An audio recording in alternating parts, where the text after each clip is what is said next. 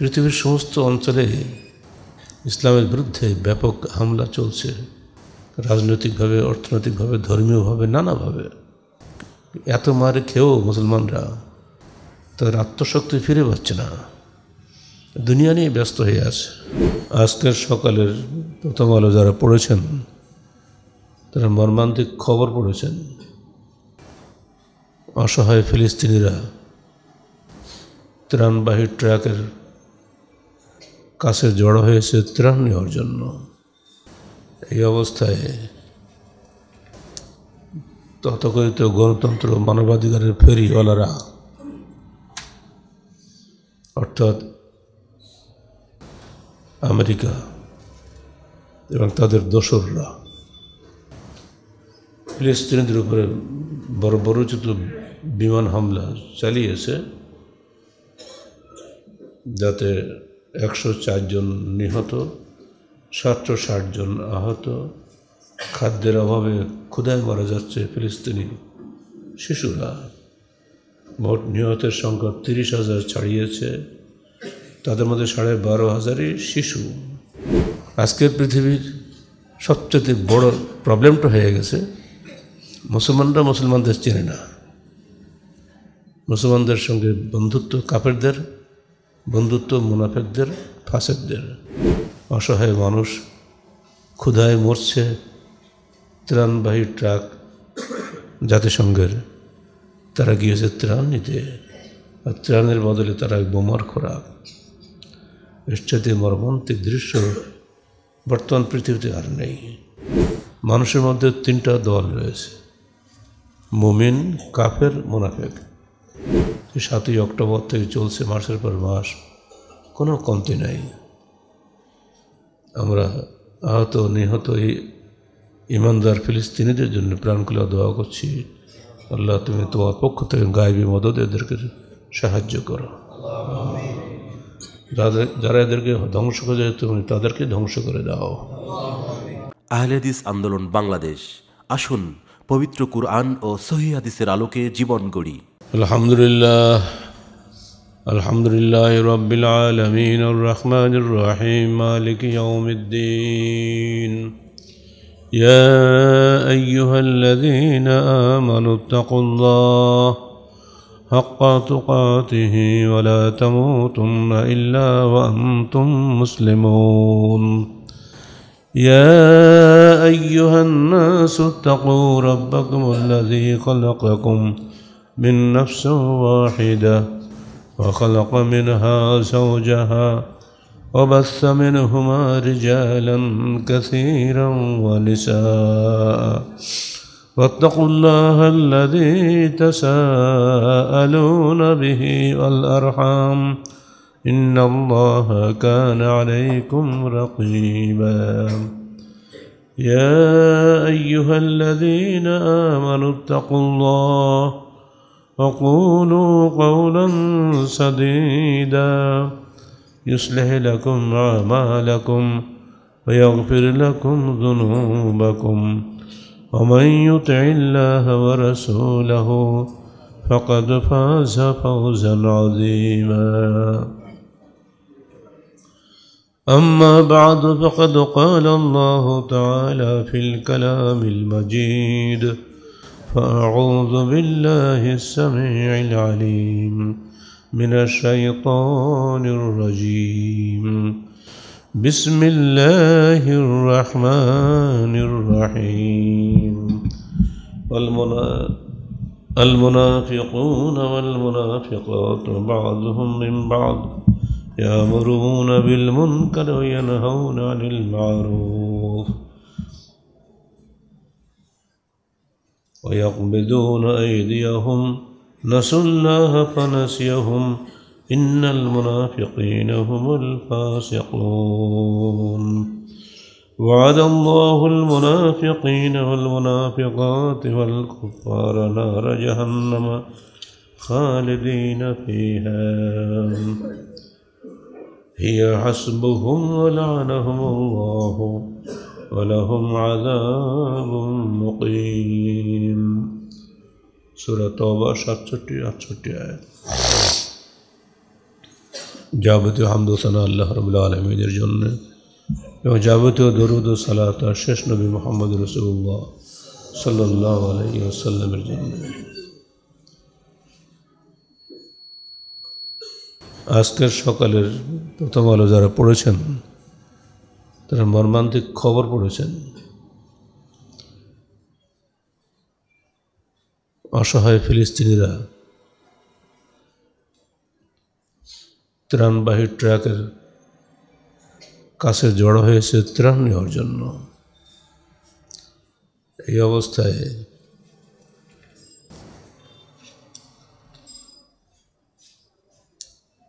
তথাকথিত গণতন্ত্র মানবাধিকারের ফেরিওয়ালারা অর্থাৎ আমেরিকা এবং তাদের দোসররা ফিলিস্তিনিদের উপরে বর্বরোচিত বিমান হামলা চালিয়েছে, যাতে 104 জন নিহত, 760 জন আহত। খাদ্যের অভাবে ক্ষুধায় মারা যাচ্ছে ফিলিস্তিনি শিশুরা। মোট নিহতের সংখ্যা 30,000 ছাড়িয়েছে, তাদের মধ্যে 12,500ই শিশু। আজকের হেডলাইন। এরপরও বিশ্ব চুপচাপ আছে, মিঠা মিঠা প্রতিবাদ জানাচ্ছে, কিন্তু কার্যকর কিছুই কেউ করছে না। তাদের সান্ত্বনা কি? যারা মরছে। বিগত দিনে কওমে সামুদকে আল্লাহ ধ্বংস করেছেন এইভাবে। তারা নবীর কথা শোনেনি। উপর থেকে মেঘ আসলো, ভাবলো এটা বুঝে আমাদের বৃষ্টি হবে। বৃষ্টি হয়নি, ধ্বংস হয়েছিল সব, একেবারে কিছুই তার বাদ রাখেনি। আমাদের তো মনে হচ্ছে এখন আল্লাহর পক্ষ থেকে এমন গজব আসবে, এই ইহুদিদের কোনো অস্তিত্বই থাকবে না। সেই অবস্থা এখন এসে যাচ্ছে। অসহায় মানুষ ক্ষুধায় মরছে। ত্রাণবাহী ট্রাক জাতিসংঘের, তারা গিয়েছে ত্রাণ নিতে, আর ত্রাণের বদলে তারা বোমার খোরাক। এর চাইতে মর্মান্তিক দৃশ্য বর্তমান পৃথিবীতে আর নেই। বিগত পৃথিবীতে 6টি জাতি আল্লাহ পাক ধ্বংস করে দিয়েছিলেন, সেখানে আমরা এগুলো পেয়েছি। আধুনিক বিশ্বে এর কোনো প্রমাণ নাই। 7ই অক্টোবর থেকে চলছে মাসের পর মাস, কোনো কমতি নাই। আমরা আহত নিহত এই ইমানদার ফিলিস্তিনিদের জন্য প্রাণখোলা দোয়া করছি। আল্লাহ, তুমি তোমার পক্ষ থেকে গায়েবী মদদ এদেরকে সাহায্য করো। যারা এদেরকে ধ্বংস করে যায়, তুমি তাদেরকে ধ্বংস করে দাও। মানুষের কোনো ক্ষমতা নেই তাদের সঙ্গে যুদ্ধ করা। আল্লাহ পাক, তোমার শক্তির সামনে দুনিয়ায় কারো কোনো ক্ষমতা নাই, তুমি তাদেরকে ধ্বংস করে দাও। আল্লাহ পাকের এই বিধান তিনি বর্ণনা করেছেন সূরা তওবা 67-68 আয়াত। আল্লাহ বলছেন, আল মুনাফিকুনা ওয়াল মুনাফিকাতু বা'দুহুম মিন বা'দ। মুনাফিক পুরুষ ও নারী পরস্পরের সমান। ইয়া'মুরুনা বিল মুনকার ওয়া ইয়ানহাউনা আনিল মা'রুফ। তারা সবসময় অন্যায় কাজের নির্দেশ দেয় এবং সৎ কাজে নিষেধ করে। ওয়া ইয়াকবিজুনা আইদিয়াহুম। এবং তারা সবসময় হাত গুটিয়ে রাখে, কোন দান করে না, কৃপণ। নাসুল্লাহ ফানাসিয়াহুম। তারা আল্লাহকে ভুলে যায়, অতএব আল্লাহ তাদেরকে ভুলে যাবেন। ইন্নাল মুনাফিকিনা হুমুল ফাসিকুন। মুনাফিকরাই হলো প্রকৃত অর্থে ফাসিক। ওয়াদাল্লাহুল মুনাফিকিনা ওয়াল মুনাফিকাত ওয়াল কুফফার। আল্লাহ পাক ওয়াদা করেছে মুনাফিক পুরুষ, নারী ও কাফেরদের জন্য নার জাহান্নাম খালিদিনা ফিহা। জাহান্নামের আগুনের ওয়াদা করেছেন, সেখানে তারা চিরদিন থাকবে। হিয়া হাসবুহুম। এটাই তাদের জন্য যথেষ্ট শাস্তি। লাআনাহুমুল্লাহ। আল্লাহ পাক তাদেরকে লানত করেছেন, অর্থাৎ আল্লাহর রহমত থেকে তারা বিতাড়িত। আলাহুম আযাবুম মুকিম। তাদের জন্য থাকবে স্থায়ী শাস্তি। সূরা তাওবা 67-68 আয়াত। মানুষের মধ্যে তিনটা দল রয়েছে, মুমিন, কাফের, মুনাফিক। আর কাফের আর মুনাফিক যে একই, এটাই এখানে বলে দেওয়া হলো। পার্থক্য এই যে কাফেরের উপরে সরাসরি কাফেরের বিরুদ্ধে যুদ্ধ করা যায়, কারণ তারা সরাসরি আল্লাহকে অস্বীকার করে। কিন্তু মুনাফিকদের বিরুদ্ধে যুদ্ধ করা যায় না, কারণ তারা মুখে আল্লাহর নাম বলে। মুখে স্বীকৃতির কারণেই তাদের পরে বিরুদ্ধে কোনো সশস্ত্র যুদ্ধ করা যায় না, তবে তাদের উপরে চাপ সৃষ্টি করা যায়। আখেরি জামানায় মুমিন এবং কাফের দুই ভাগে বিভক্ত। মুনাফিককে যেহেতু স্পষ্ট ভাগ করা যায় না, হাদিসের শেষের দিকে বলে দেওয়া হয়েছে, এখন আর মুনাফিক আর কাফের নয়, বরং মুমিন এবং কাফের, বাস দুই ভাগ। মুনাফিকরা যেহেতু তাদের নিফাকটা ঢেকে রাখে, প্রকাশ্যে আল্লাহকে এবং তার রসুলকে স্বীকার করে, অতএব ওটা আল্লাহর উপর তোমার ছেড়ে দাও, মুনাফিক আল্লাহর কাছে বিবেচিত হবে। কিন্তু তাদের কর্মকাণ্ডের কারণে মুনাফিক এবং কাফের একই সঙ্গে জাহান্নামে থাকবে। ফলে দেখা যাচ্ছে আলটিমেটলি মুনাফিক এবং কাফের কোনো পার্থক্য নেই, তবে মুনাফিক চিহ্নিত করাটাই মুশকিল। আজকের বিশ্বের যারা পরাশক্তি বলে পরিচিত, তারা সব মুনাফিক। যদিও তারা আল্লাহকে স্বীকার করে, নবী মুসাকে স্বীকার করে, কেউ নবী ঈসাকে স্বীকার করে, কিন্তু তাদের কর্মকাণ্ডে পরিষ্কার যে তারা সব মুনাফিক। আর মুনাফিক যেই হোক না কেন, তার সঙ্গে মুসলমানরা উদারভাবে কখনোই মিশতে পারবে না। মুনাফিকরা এক সময় রাসূলুল্লাহ সাল্লাল্লাহু আলাইহি ওয়াসাল্লাম যখন মসজিদে খুতবা দিতে আসতেন, দাঁড়িয়ে ঘোষণা করতো, রসুল এসে গেছেন, তোমরা প্রস্তুত হও। কত আপ্যায়ন তাদের ছিল, সবাই বাহ্যিক। এ বিষয়ে বহু ঘটনায় আল্লাহ রসুলের জীবনে ঘটে গেছে। তার মৃত্যুর পরপরই এইসব মুনাফিকরা সমানে মোরতাদ হয়ে গেছিল। যাই হোক, আমরা এমন বিশ্বে এসে গেছি যখন ফিলিস্তিনদের আর্তনাদ আমরা শুনছি, কিছু করতে পারছি না। তাই আমরা মানুষের কাছে ফরিয়াদ না করে সরাসরি আল্লাহর কাছে ফরিয়াদ করছি, যিনি সর্বশক্তিমান। আল্লাহ, তুমি এই ধ্বংসকারীদের ধ্বংস করো এবং দুর্বল মানুষগুলিকে, ইমানদারদেরকে তুমি সাহায্য করো। বন্ধুরা আমার,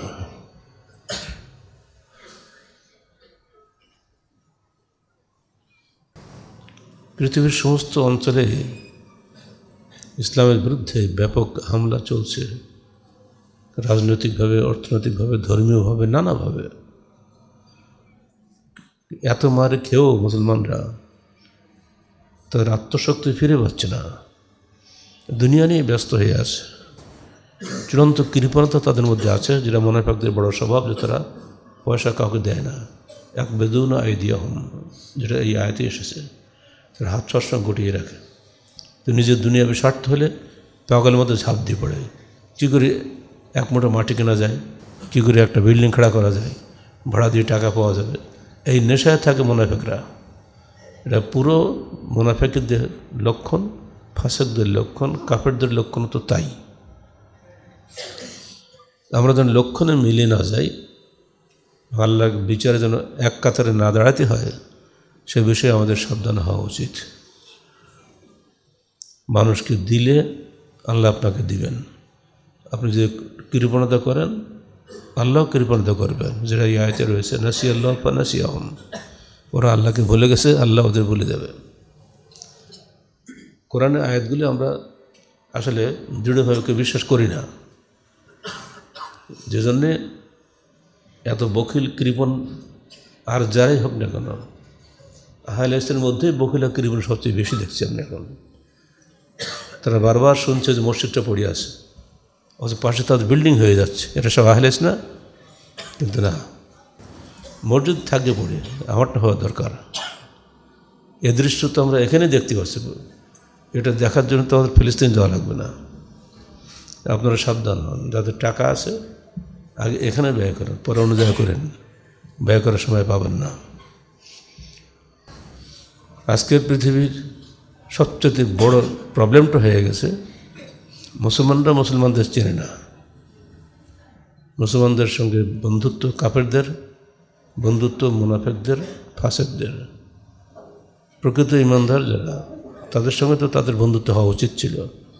যা এই সূরা তাওবাতেই একটু পরেই রয়েছে, আল মুমিনুন আল মুমিনাত বা'দুহুম আউলিয়া বা'দ, মুমিন পুরুষ এবং নারী পরস্পরের বন্ধু। একই সূরাতে এসছে তাওবাতে। তাদের সংখ্যা খুবই কম, অথচ তাদের সংখ্যা বৃদ্ধি করতেই হবে, তাদের মধ্যে মহব্বত বাড়াতেই হবে। পৃথিবীর যে কোনায় আমরা বসবাস করি না কেন, মুমিনের রূহ আর এক মুমিনের সঙ্গে মিলিত হবে কিয়ামতের মাঠে। দুনিয়াতেও হওয়া উচিত, কারা সত্যিকার অর্থে দিনের কাজ করছে। তাদের মধ্যে যদি আমরা না ঢুকি, যা চিনতে পারি, তাহলে আমরা বড় ভুল করে যাব। মসজিদ হচ্ছে আবাদ নাই, বিল্ডিং হচ্ছে লোক নাই, মুসল্লি নাই। মুসল্লি মনে করে মসজিদ যাওয়া হয়তো সময় নষ্ট করা, সে বোঝে না কার জন্য মসজিদে যাচ্ছি। এটা কি ব্যক্তিগত কার বাড়ি? এটা তো আল্লাহর ঘর। এখানে গেলে তো আল্লাহ সন্তুষ্ট হবে না। আল্লাহ সন্তুষ্ট হলে তো মানুষের কোনো সন্তুষ্টির প্রয়োজন নাই। এই মৌলিক বিষয়টি আমরা দিন দিন ভুলে যাচ্ছি। ঘুরে দেখেন গ্রামগুলোতে, একটা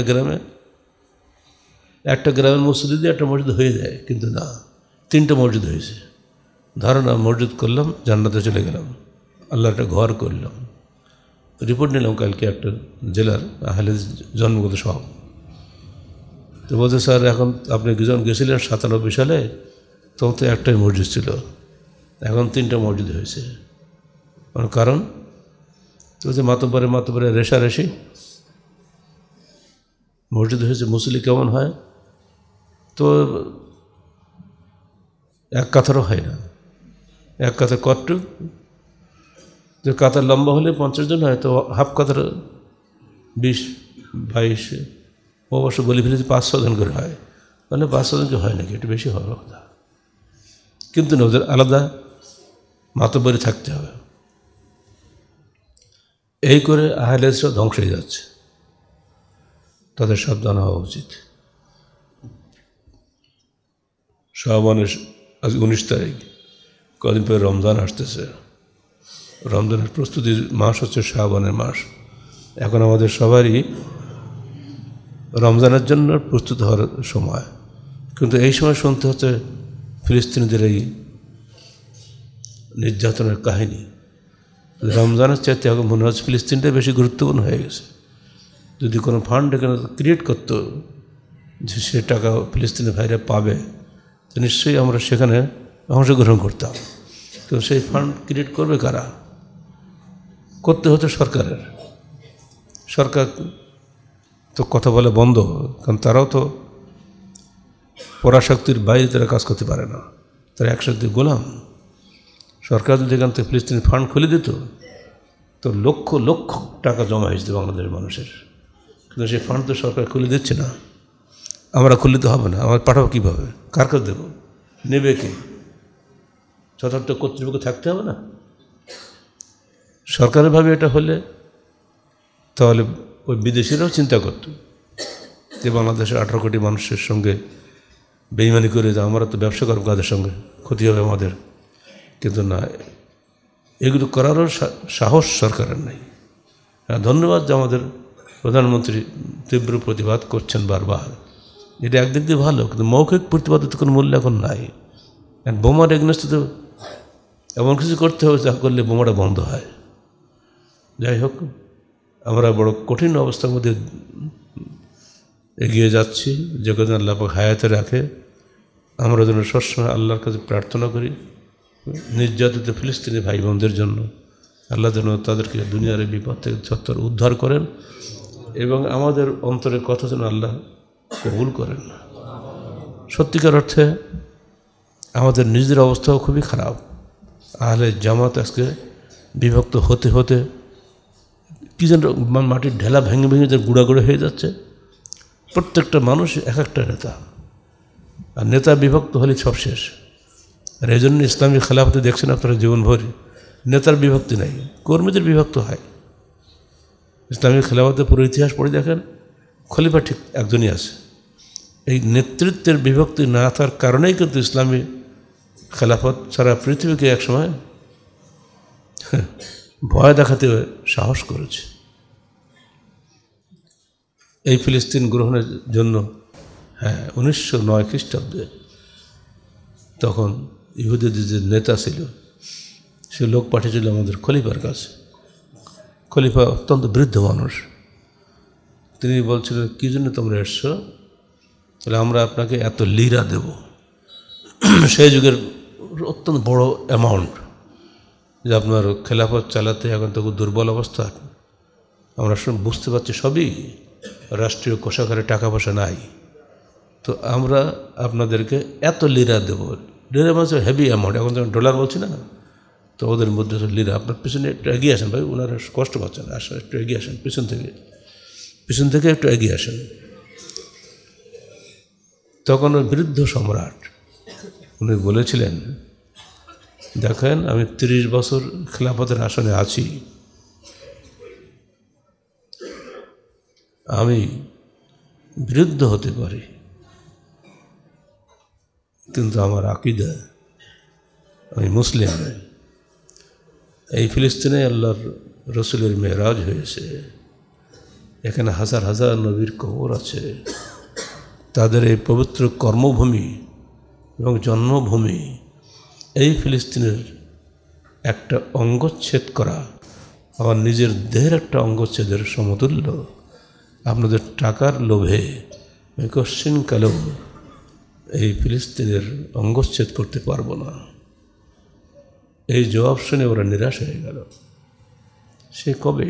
1909, আর এখন 2024। ওরা পরামর্শ করলো যে আসলে যতদিন খেলাফত আছে ততদিন এদের কিছুই করা যাবে না। পলিসি করলে কী করতে হবে? তিনটে মতবাদ চালু করে দিল, আর ফিলিস্তিনি ছাত্রদের বৃত্তি দিল, স্কলারশিপ, বিদেশে পড়াবার জন্য, লন্ডনে আমেরিকায় পড়ানোর জন্য। প্রত্যেক মেরিটোরিয়াস ছাত্র এরকম মেধাবৃত্তি পেয়ে ওইসব দেশে চলে যেতে লাগলো। আর সেখানে গিয়ে শিখল কি? গণতন্ত্র, ধর্মনিরপেক্ষতাবাদ, জাতীয়তাবাদ, এই 3-4টে মতবাদ আর শিখে আসলো। তারা বুঝিয়ে দিল যে খলিফা হলো আরবি, উনি আরবি ভাষায় কথা বলেন, উনি কোরাইশ বংশের লোক, এই চলবে না। তোমরা হলো তুর্কিরা আরবিদের গোলামি করবে কেন? এই জাতীয়তাবাদ ঢুকে দিল। এটা ইয়ং ছেলেরা লুফে নিল, কথা তো ঠিকই। তারা বলল মুসলমানরা শুধুমাত্র খলিফা হবে, এখানে বহুত অমুসলিম আছে তুরস্কে, তারা কেন খলিফা হতে পারবে না? এটা কি হলো বলেন? এটা কি হবে? খেলাফত ধ্বংস করা নীল নকশা। তুর্কি জাতির আত্মম্ভরিতা বেড়ে গেল। আমরা তুর্কি জাতি, ওরা আরব জাতি, এটা হবে না। আমরা তুর্কি ভাষায় কথা বলি, ওরা আরবি ভাষায় কথা বলে, চলবে না।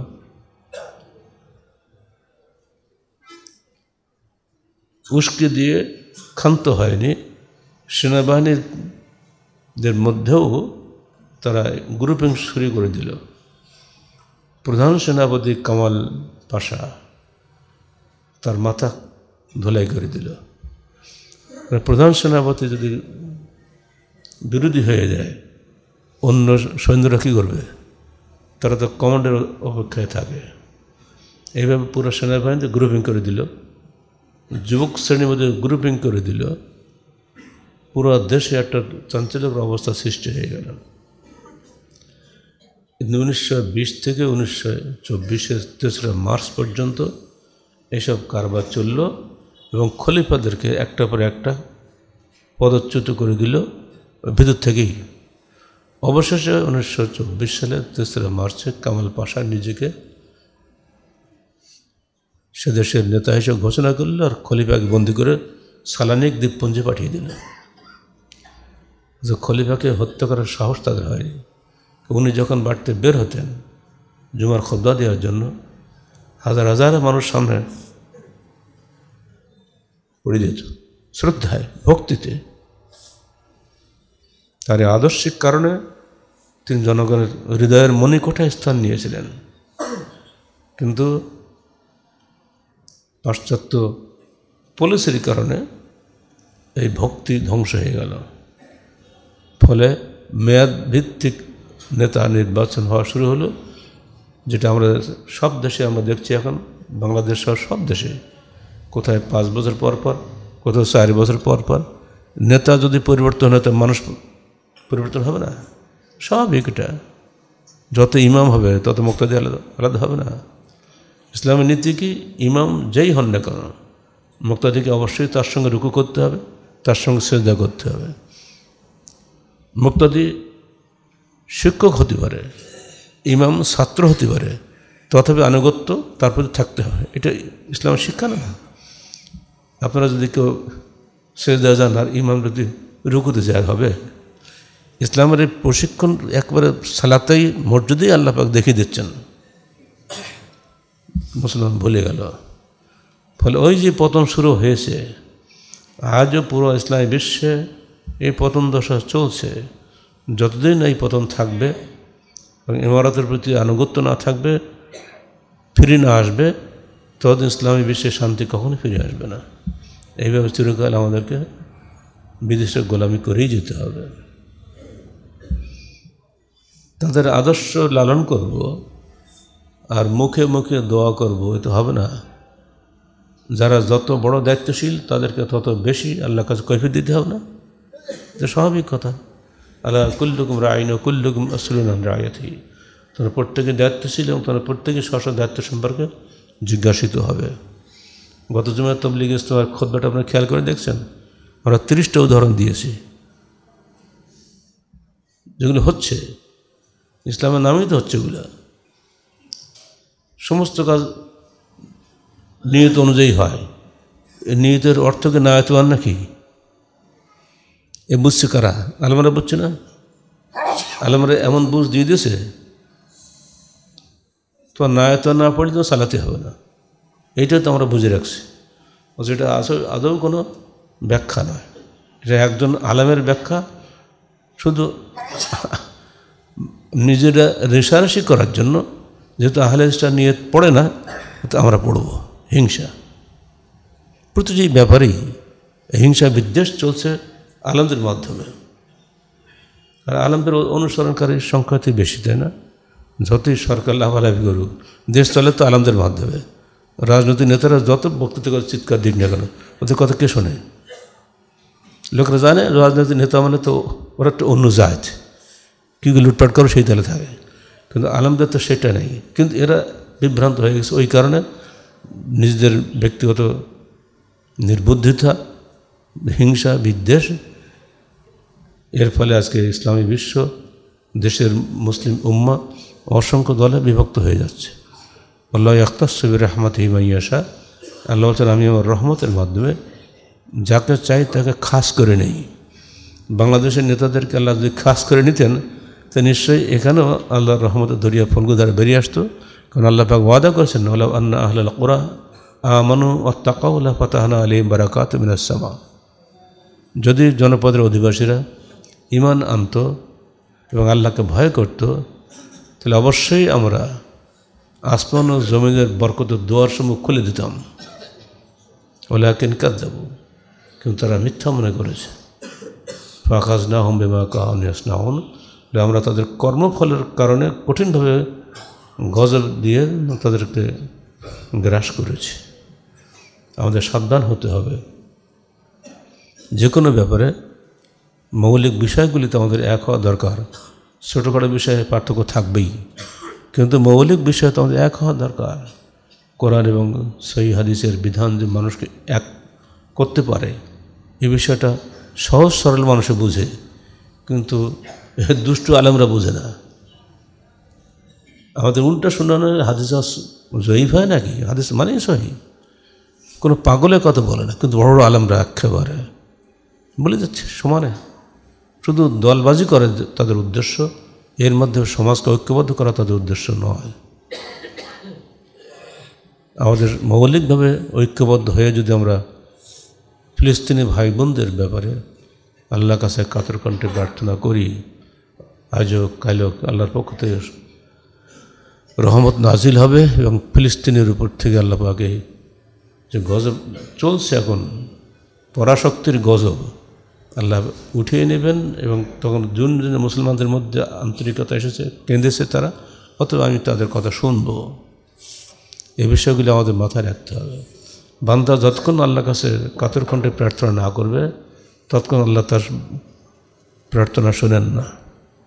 এতে বহু প্রমাণ আপনাদের সামনেই আছে। আল্লাহ পাক আমাদের সবাইকে সত্যিকার অর্থে ফিলিস্তিনের ভাইদের এই দুর্ভোগ লাঘবের জন্য আল্লাহর নিকটে প্রার্থনা করা তৌফিক দান করুন। হে আল্লাহ, তুমি আমাদের ভাইদেরকে রক্ষা করো, সেখানকার নারী শিশু এই নির্যাতিত মা বোনদেরকে তুমি সাহায্য করো। আকুলু কওলি হাযা আস্তাগফিরুল্লাহ লি ওয়া লাকুম ওয়া লিসাইরিল মুসলিমিন।